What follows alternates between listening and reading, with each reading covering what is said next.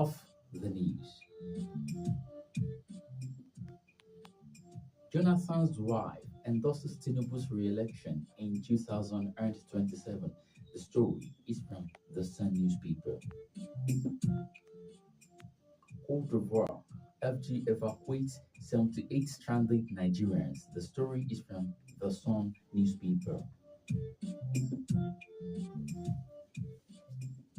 British ex-convict Nigerians nabbed as NDLEA bursts drug rings nationwide. That story is from the Punch newspaper. 17 arrested over killing of two Bayelsa Varsity graduates. The story is from the Punch newspaper.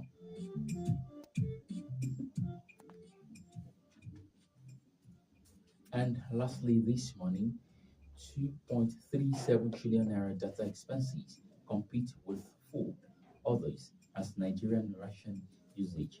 The story is from the Guardian newspaper.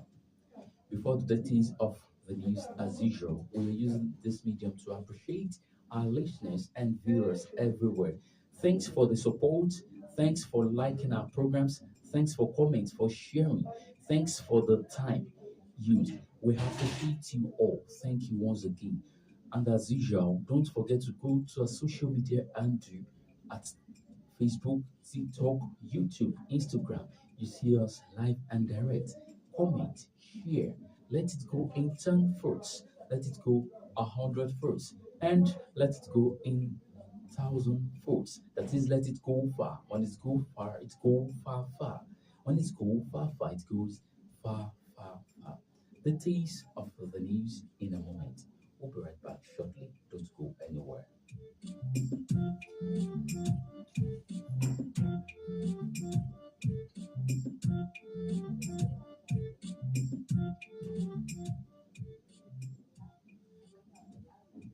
Thank you for staying with us. The taste of the news.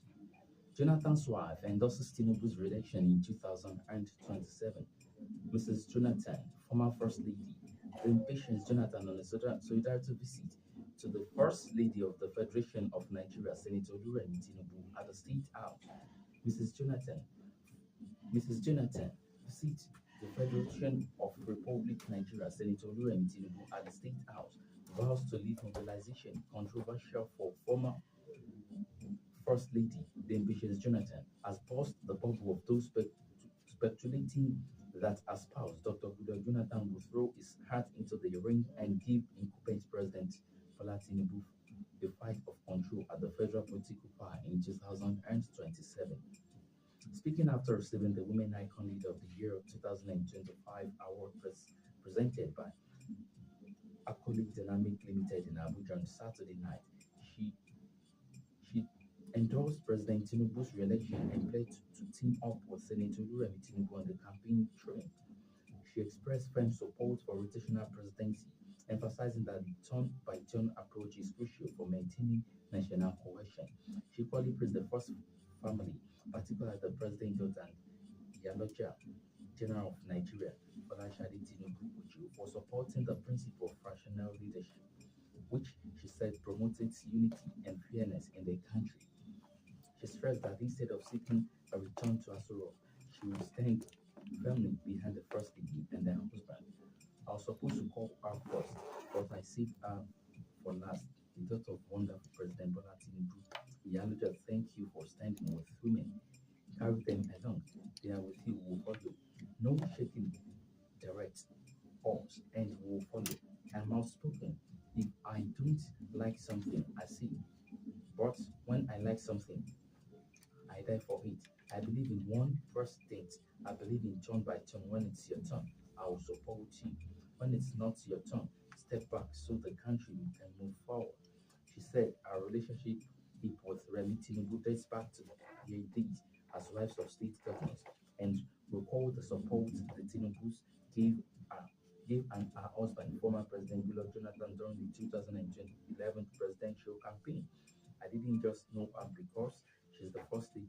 We've worked together for years, even when I was deputy governor's wife and governor's wife. I know her well. During our presidential election, Remy and her husband supported us. Mrs. Jonathan added that she would not return to Asurok even if invited, choosing instead to back a friend. I told her I would campaign with her. I'm not running. I'm not going back to the villa. If you call me, I will not go. Let my friend be there. I want to I want her the way she used to walla me when I was there, she joked.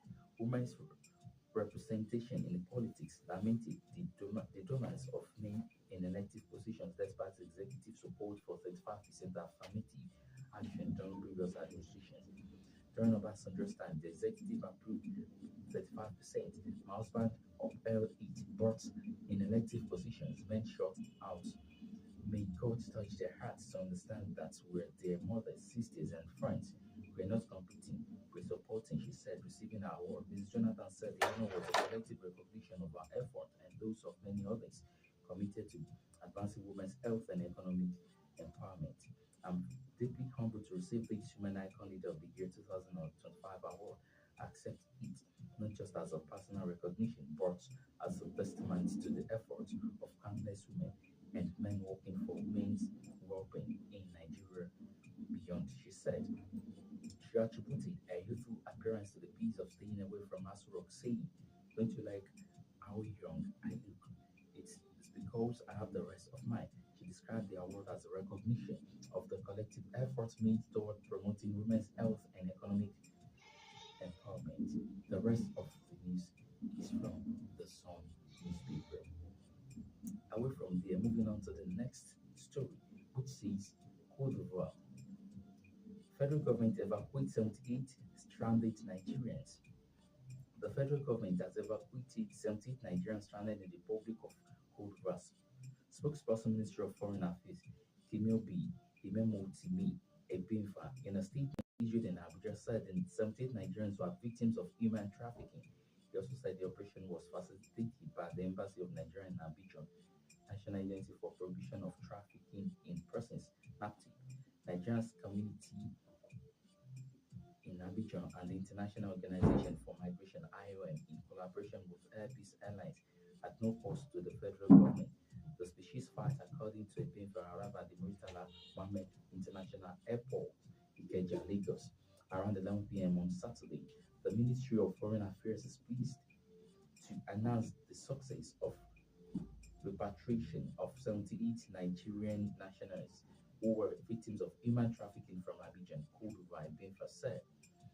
The ministry further underscored the Nigerian government's unwavering commitment to protecting its citizens and combating human trafficking, and condemned in the strongest terms the inhumane and criminal act of human trafficking which expel vulnerable individuals, especially underage girls. The ministry therefore wishes to commend Dr. Ellen Onyema, the chairman of Air Peace Airlines, for his patriotism and kind-hearted intervention, and all stakeholders, including civil society, international partners, and the public, to join efforts in eradicating men, these menace. The returnees are expected to undergo debriefing and profiling by NAPTIP and other relevant agencies on arrival.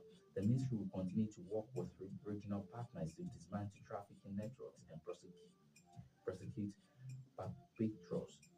The Nigerian government remains resolute in its duty to safeguard the dignity and rights of its citizens, both at home and abroad. The ministry therefore expressed its gratitude to the Ivorian authorities and all Nigerian agencies involved in this humanitarian mission. Ibenfa also said. The rest of the news is from the Sun newspaper.